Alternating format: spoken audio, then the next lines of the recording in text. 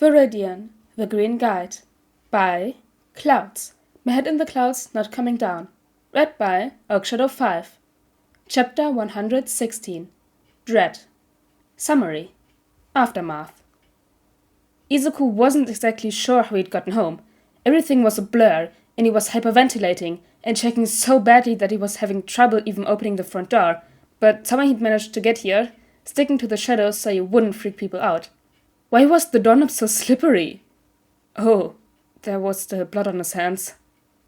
He took a shaky breath and wiped his hands on his hoodie before he realized that it was covered in blood too. For once in his life, he almost wished it was his, because that would mean he hadn't just...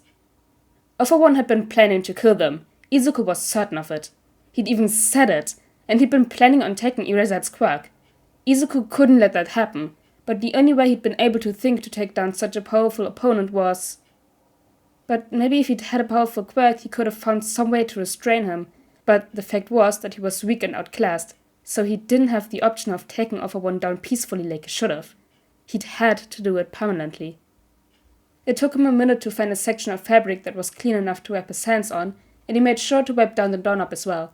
He'd have to sanitize it before he went to bed. He didn't want Mom to have to see something like this. Thankfully, the apartment was dark when he finally got inside, so she must still be asleep. Izuku practically ran into the bathroom. He didn't look in the mirror as he shut the door and locked it behind him, leaning against the doorframe as the last of the adrenaline finally ran out. What had he just done?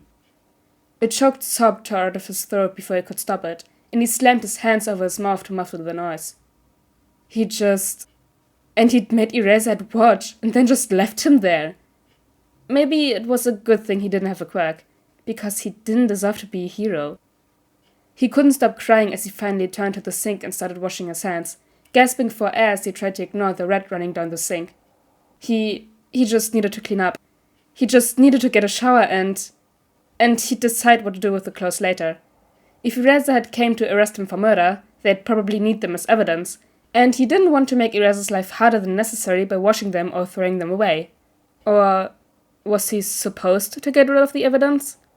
Either way, washing them was out of the question, because Izuku knew he'd pass out before the laundry was done, and he didn't want Mom finding his vigilante outfit in the washer, especially if the stains didn't come out on the first wash. As he waited for the shower to warm up, Izuku dug a plastic bag out from under the sink and shoved everything he was wearing inside.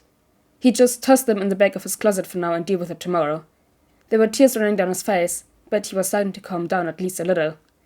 One shower later, after he'd shoved the bag all the way into the back corner of his closet and wiped all traces of blood of everything he touched, Izuku collapsed into bed, wishing that he could still dream of being a hero. Shota rubbed at his wrists as he waited for Tsukauchi to come interrogate him. The marks were going to take a while to go away, but the memory of his problem child running away, panicking and drenched in blood, would take even longer, if it ever went away at all.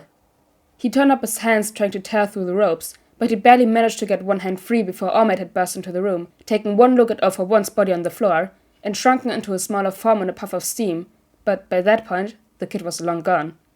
There was a knock on the door, and Tsukauchi poked his head in. Hey, Eraser, how are you holding up? Shota ignored the question. Did Viridian tell you where to find me? Actually, it was your students. Tsukauchi sat down across from him. Shinzo raised the alarm when you didn't show up for his internship and called Kachan, who tried to contact Viridian but was unable to. We immediately suspected One because of what Kurogiri said during the sports festival incident, so we reached out to Gran Torino. As the next holder of One for All, Kaminari explained he has access to the vestiges, including the original holder, who was One's brother and obviously knows his thought process better than we do.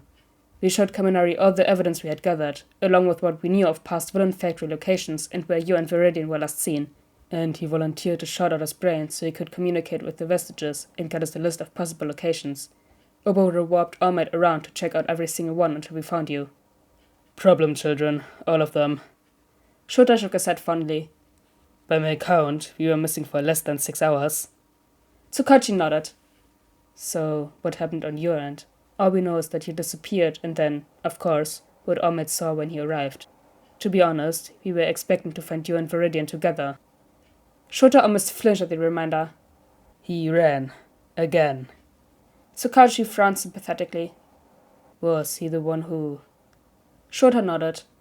We need to find him. It wasn't fair to make him do that, but killing one before he could kill us was the only way we were going to get out of there alive. He was panicking when he left, obviously. I mean, you've got the pictures of what he did right there in front of you. Tsukachi looked slightly pale.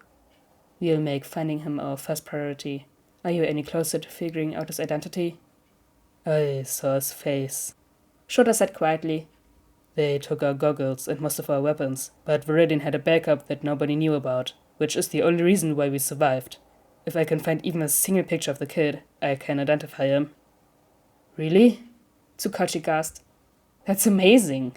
If we put everything we know about him into the system. Well, there's still going to be thousands of results to come through, but... No, there won't. Shota interrupted. Tsukachi blinked. What? Shota hesitated. I learned something about the kid. If I'm running the numbers right in my head, there should only be a handful of search results, if that. Tsukachi grabbed his pen. Alright, I'll admit that I'm skeptical.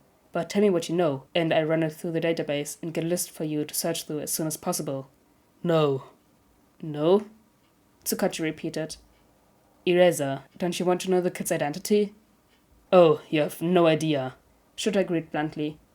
But I'm not going to tell you how to find him until the commission makes a public announcement that he'll be joining the Vigilante Rehabilitation Program and attending UA. Inko got up when her alarm rang, but she'd been awake ever since Katsuki had called and she'd found Izuku's bed neatly made and his shoes missing from beside the door. Sure, she'd known that Izuku was up to something most nights, but she'd assumed it was like homework or insomnia, not disappearing. And yes, Katsuki had immediately said that Izuku had been planning on meeting Kaminari, but he was on his internship in another city. Besides, if that really were true, then why didn't Izuku mention it, and why did Katsuki only bring it up after she told him that Izuku wasn't home, as if it was an afterthought? She tried calling Izuku, but of course he didn't answer, and when she'd called Kaminari, he'd nervously insisted that Izuku had just run to the bathroom real quick and that he'd text her. He never did. Whatever his son was really up to, though, at least he had friends who were willing to lie for him, and she couldn't find it in her to be angry about that. He had friends. Katsuki seemed to be genuinely kind to him, and Kaminari was everything Inko could have asked for. And if they knew what was going on, then they'd help take care of him. Not that Izuku couldn't take care of himself. She wasn't sure when exactly he'd learn to fight, but if he could win spars against Kaminari, an actual hero student and runner-up at the UA Sports Festival, then he could protect himself, and she didn't have to worry about him. At least, not too much. She was still worried, though. He finally came home an hour or so before sunrise, but in the time it took her to leap out of bed and reach for the door of her room, he'd already locked himself inside the bathroom. She'd been about to go talk to him anyway, just knock on the door and maybe brew some tea so they could have a midnight chat or something like that. It would be a perfect bonding time, and maybe, just maybe, Izuku might finally open up to her about what he'd been doing most nights. Then she heard him sobbing. She had frozen with her hand on the doorknob, hesitating. Everything inside her screamed to run comfort her son, to go and knock down the bathroom door and give him a hug, but her son had built those walls for a reason. If she ran to him and forced herself inside before he was ready to invite her in, she'd lose him just when those walls were getting to be the weakest. If she went out there right now, he'd run away and retreat back into himself like he had when he'd stopped telling her about the bullying. Inko couldn't risk that. She wouldn't push him away again like she had when he was 4. She refused to lose her son. And so, as much as it hurt, she stayed in her room and listened to her son cry. Eventually, the shower turned on, and soon enough, Izuku was in bed again. Inko had, at some point, sat down on the floor, and that was where she stayed until her alarm went off. Inko stared at her phone for a long minute before cancelling the alarm and searching through her contacts. It didn't take long to find the Assie's phone number. Peru? Inko said. I know this is super last minute, but I was wondering if you could cover my shift today? Something happened with Izuku, and I think he needs me here.